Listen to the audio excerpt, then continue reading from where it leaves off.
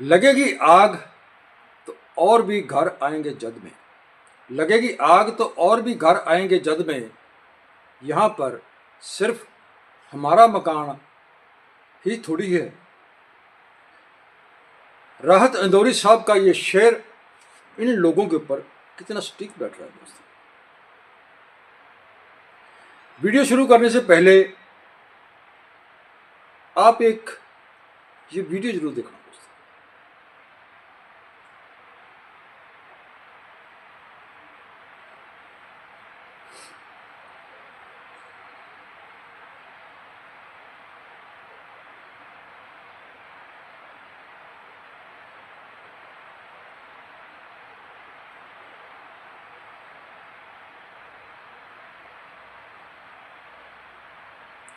हाँ तो दोस्तों, ये वही मेरठ की सेंट्रल मार्केट है।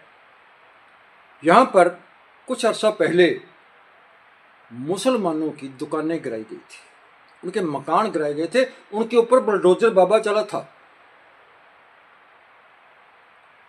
और ये जो लोग अभी छातियां पीट रहे हैं, या इन जैसे और लोग जो बीजेपी के अंधभक्त हैं, उस वक्त लड्डू बंटे थे लोगों ने,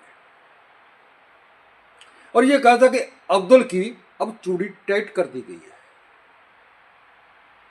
लेकिन दोस्तों, वक्त का पहिया जब चलता है ना, तो किसी को माफ नहीं करता। अब ये वक्त का पहिया इन्हीं लोगों पर चला। तो उस वक्त किसी अब्दुल की चूड़ी टाइट कर दी गई थी, अब किसी जोशी की चूड़ी टाइट कर दी गई है।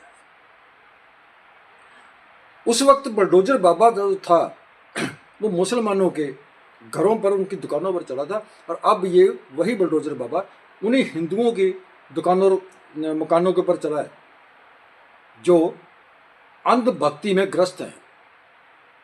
और तब जब चला था, तब इन लोगों ने लड्डू बंटे थे। वैसे मैंने पहले कहा ना कि राहत इंदौरी साहब का ये शेर इन लोगों पर स्टिक बैठता है।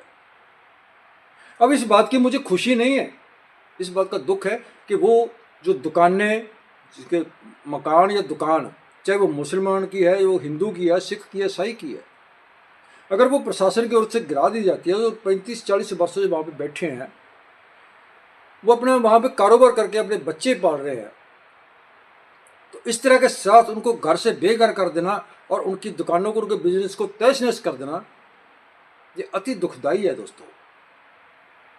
लेकिन ये बात मैं इसलिए कह रहा हूं, ये शेर मैं इसलिए कह रहा हूं, इन लोगों को स्टिक बैठता कि इन लोगों को अंधभक्ति में इतना ग्रस्त हो गए ये लोग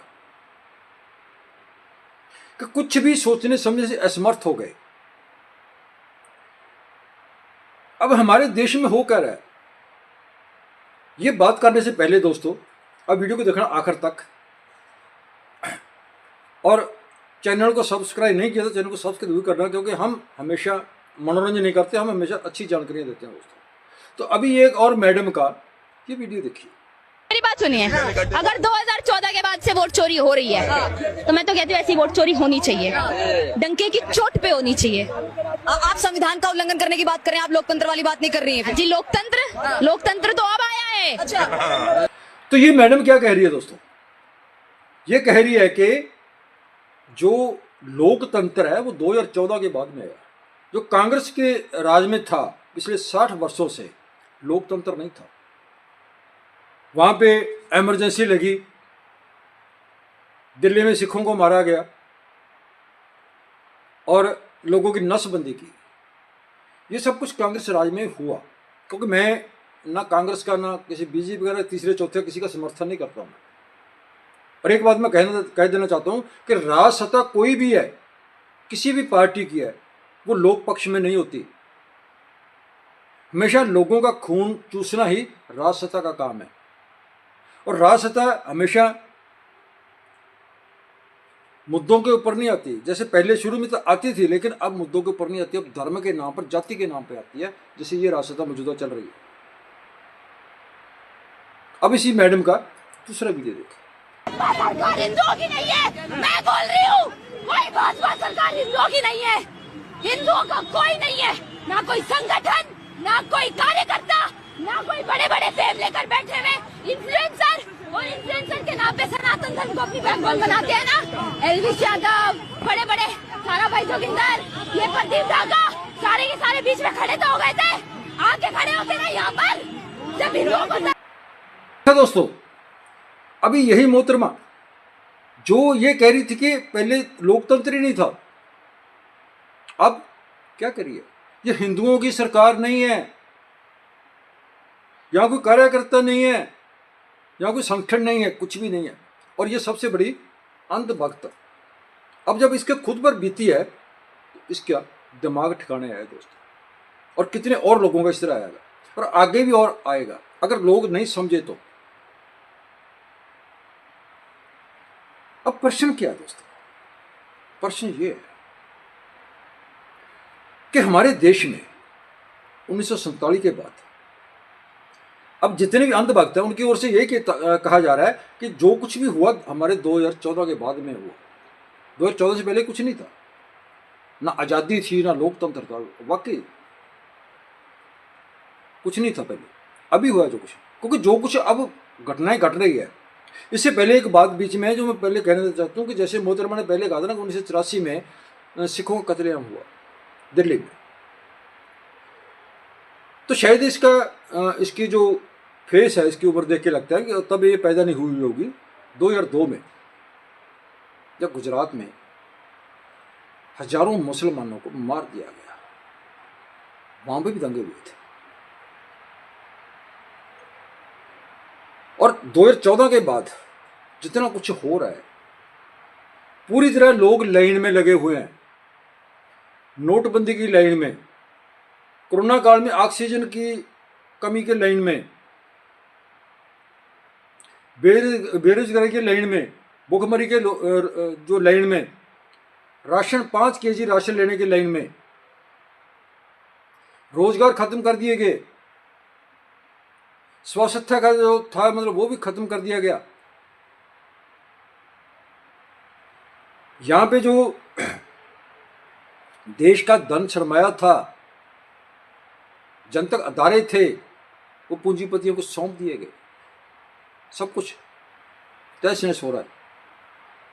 वो इसलिए हो रहा है कि ऐसे लोगों को धर्म के नाम पर, जाति के नाम पर बांट कर और उनके अंदर उनका ब्रेन वॉश करके कि ये हमारे लिए मुसलमान खतरा है, हमारे लिए सिख खतरा है, हमारे लिए ईसाई खतरा है। अरे भाई, ये तो सिख मुसलमान तो गिनती में कुछ बहुत जो नामात्र हैं, 2% 3% गिनती में है, जो बाकी तो सभी हिंदू हैं।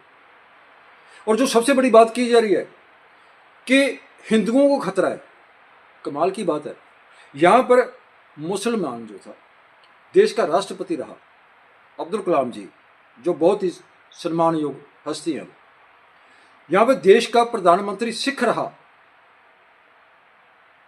देश का राष्ट्रपति भी सिख रहा ज्ञानी जैल सिंह, तब हिंदुओं को कोई खतरा नहीं था।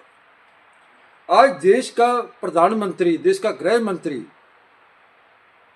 देश का वित्त मंत्री और बहुत से राज्यों के मुख्यमंत्री हिंदू हैं। पूरे सिस्टम में, पूरी ब्यूरोक्रेसी में हिंदू बैठे हैं। आईएएस आईपीएस अधिकारी जो है हिंदू है। और कमाल की बात है कि हिंदुओं का राजसत्ता होने के बावजूद भी हिंदू खतरे में है। किससे? मुसलमानों से। नहीं दोस्तों, मुसलमानों से खतरे में नहीं है, इस राजसत्ता से खतरे में है जो दिन रात हिंदू की, हिंदू राष्ट्र की, हिंदू की बात करते हैं। ये राजसत्ता खतरे में हो आप लोग। अब आपके घर में राशन नहीं है, आपके पास रोजगार नहीं है, आप हर चीज के लिए लाइन में लगते हो। किसके राज में? हिंदू के राज में, क्योंकि राजसत्ता के ऊपर और ब्यूरोक्रेसी के ऊपर हिंदू है सारे। पर जब नहीं थे तब हिंदू खतरे में नहीं था। समझिए आप इस बात को। अगर अब भी नहीं समझे तो फिर आपको बर्बाद होने से कोई बचा नहीं सकता। अभी तो ये मेरठ में बुलडोजर चला है, पहले मुसलमानों पर, अब हिंदुओं के ऊपर। फिर ये पूरे देश में चलेगा। ये अलग बात है कि वहां की जो मार्केट है वो अवैध है या वैध है, ये तो कानून का काम है। हाई कोर्ट सुप्रीम कोर्ट है वहां पे, उनको जान सकेंगे। पर जिस तरह से ये बुलडोजर बाबा चल रहा है, और मैं उस मैडम की एक बात को और दोहरा दूं कि जो आप कह रही थे ना 2014 से पहले लोकतंत्र नहीं था, और 2014 से पहले ये बुलडोजर बाबा भी नहीं था, ये 2014 के बाद में आया। जो लोगों की झुग्गी झोंपड़ियां, जहां पे छोटे छोटे बच्चों को लेकर लोग अपना सिर छुपाते हैं, उनको तहस नहस कर रहा है। छोटे छोटे बिजनेस, छोटी छोटी दुकानें चला करके जो लोग हिंदू मुस्लिम सिख ईसाई जो अपने बच्चों का पेट पालते हैं, उनको तहस नहस कर रहा है। जो पूरी जिंदगी की जमा पूंजी जोड़कर कमाई करके उन लोगों ने रहने के लिए एक छत बनाई, मकान बनाया, उसको तहस नहस कर रहा है और लोगों की सड़कों पर ला रहा है वो। तो कौन ला रहा है? क्या ये बुलडोजर जो है एक मुसलमान चला रहा है, सिख चला रहा है, ईसाई चला रहा है? कौन चला रहा है ये? अगर आपके पास जवाब है तो कमेंट बॉक्स में कमेंट करके जरूर देना। बात ये नहीं है, सदियों से यहां पे अलग अलग राज सत्ता रही है, और यहां राजे महाराजाओं का राज्य रहा वहां पे। तब भी हिंदू मुस्लिम सिख ईसाई सभी एक साथ रहते थे, आज भी रह रहे हैं। लेकिन अब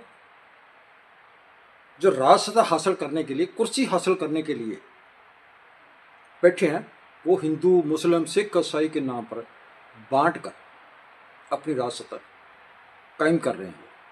और आप लोग सड़कों पे अपने सिर की छत खोकर, अपना बिजनेस खोकर वहां पे बैठे हो। अब भी समय है दोस्तों, इस अंधभक्ति से बाहर निकलिए। अगर अब भी आप इस अंधभक्ति से बाहर नहीं निकले, आपका नहीं, आपके आने वाली नस्लों का भविष्य भी बर्बाद हो जाएगा। आपकी जो आने वाली नस्लें हैं, आपकी आने वाली पीढ़ियां हैं, वो सड़कों पे ही घूमती नजर आएंगी। जागिए आप। और ये हिंदू मुस्लिम सिख ईसाई ये सब एक है दोस्तों। आप अपने धर्म में रहिए, अपने धर्म को मानिए, किसी भी धर्म को मानते हैं मानिए, लेकिन किसी इंसान से नफरत मत कीजिए। क्योंकि इस देश की आज़ादी में सबसे ज़्यादा योगदान जो है दूसरी कौमों के साथ साथ सबसे ज़्यादा योगदान है जो मुसलमानों का है। और जो मुसलमान हमारे देश में रह गए बंटवारे के बाद, वो इस देश को, हिंदुस्तान को प्यार करते हैं, इस धरती को प्यार करते हैं। उनकी कुर्बानियां हैं, वो भी इस देश के बसिंदे हैं। रही बात हिंदू जो है हमारे देश में, एक आंकड़े के अनुसार 85% हिंदू है, तो बाकी 15% जो है उसमें मुसलमान, सिख, ईसाई, यहूदी, बाकी पार्टी है। तो उस हिसाब से ये 2 से 3-5% से ज़्यादा नहीं है। तो क्या 5% लोग या 2% लोग 85% लोगों को गुलाम बना लेंगे? क्या नहीं हो सकता ये, लेकिन लोगों के दिमाग में भरा जा रहा है। क्योंकि जो धर्म के नाम पर राजनीति करते हैं, उनके लिए जरूरी हो जाता है कि एक ऐसी कौम, ऐसा मजहब दूसरी कौम के सामने खड़ा कर दो, उसको उनका दुश्मन गर्दान दो कि भाई ये जो है ना, मतलब जैसे अब किया जा रहा है कि ये जो मुसलमान है ये हमारे दुश्मन है, ये हमें गुलाम बना लेंगे, हमारे देश पे कब्जा कर लेंगे। यार 5% लोग क्या कब्जा कर लेंगे? इसमें सोचने की जरूरत है, पर वो लोग इतना सोचने का समय नहीं देते। और यहां पर उससे आगे एक और बात है जो बीच में रह गई थी दोस्तों, अब मैं बाद में लास्ट में बात करना चाहता हूं कि इसी हिंदू